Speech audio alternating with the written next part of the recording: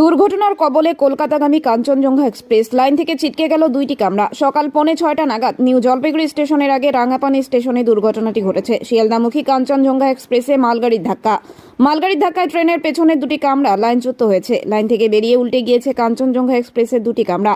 দুর্ঘটনায় হতাহতের কোনো খবর মেলেনি। সকাল 9:45 নাগাদ নিউ জলপাইগুড়ি স্টেশনের আগে রাঙ্গাপানি স্টেশনে দুর্ঘটনাটি ঘটেছে। আগরতলা থেকে কলকাতাগামী কাঞ্চনজঙ্ঘা এক্সপ্রেসে ধাক্কা মারে মালগাড়ি। উত্তর পূর্ব ভারতের সঙ্গে রেলপথে যোগাযোগ ব্যাহত হওয়ার আশঙ্কা।